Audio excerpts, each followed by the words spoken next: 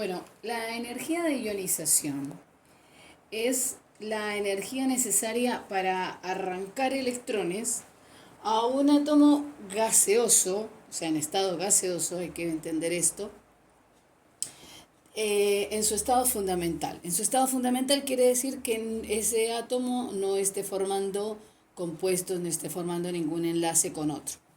Entonces, ¿cuánta cantidad de energía necesito, por ejemplo, para arrancarle un electrón al átomo de oxígeno? Un ejemplo, el átomo de oxígeno es un átomo en su estado natural, es gaseoso.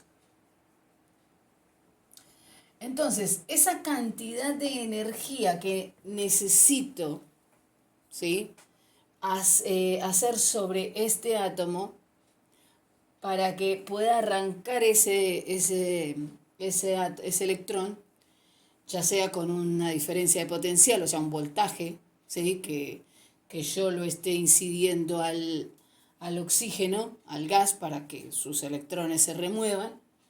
Esa cantidad de energía se llama energía de ionización. Bueno, acá lo que vamos a estudiar es entonces, por ejemplo, cómo varía esa energía de ionización en la tabla periódica, en los elementos de la tabla periódica. En el mismo grupo, la energía de ionización disminuye de arriba hacia abajo. ¿Por qué?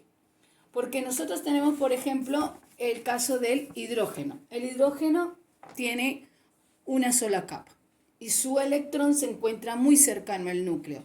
El núcleo está haciendo muchísima fuerza de atracción, cosa que le va a impedir, va a ser más difícil arrancar ese electrón del hidrógeno que si nos vamos a uno de los últimos elementos de la tabla periódica en el grupo, en ese mismo grupo, el francio. Ese último electrón, que tiene el francio en su último nivel, está después de 7 capas y tiene 87 electrones que están por todas estas capas, ¿sí? Entonces, la atracción que le hace el núcleo va a ser más débil a los electrones de las capas más lejanas.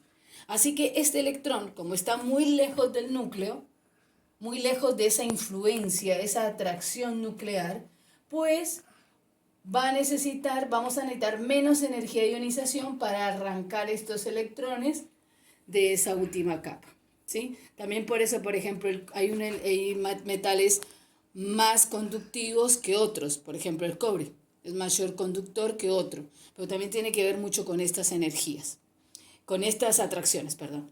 Bueno, entonces, la energía de ionización, ya sabemos que sería, disminuye en el mismo periodo de arriba hacia abajo, ¿sí? Porque estos electrones, estos átomos de acá tienen menos capas que estos.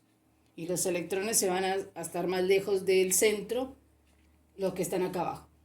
Y va a aumentar de izquierda a derecha si todos estos que tengo acá en el mismo periodo tienen el mismo número de capas. Pero ¿qué resulta? Todos estos, por ejemplo, tienen 5 capas.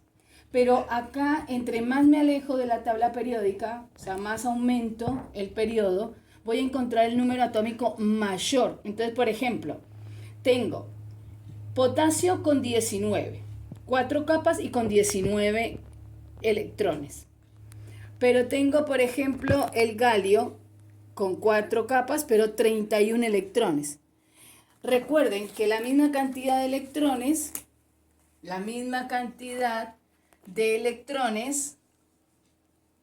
la misma cantidad de protones. Entonces, todos estos van a tener las mismas capas, pero acá cada vez va a haber más protones, o sea, va a haber más carga concentrada en el centro, que obviamente hace que también sea más difícil arrancarle un electrón a, por ejemplo, el potasio, ¿sí? Va a ser más sencillo, sacarle un electrón al potasio, porque tiene menos carga en el núcleo, que al hierro, que tiene mucha más carga concentrada en el núcleo. O sea, esas son las explicaciones. Este disminuye porque va aumentando el número de capas y este va aumentando porque aumenta la cantidad de carga efectiva en el centro. ¿Sí? Va aumentando esa cantidad de protones en el centro. Bueno, esa es la energía de ionización. Es la energía necesaria para arrancarle un electrón o electrones a un átomo en estado gaseoso en su estado fundamental.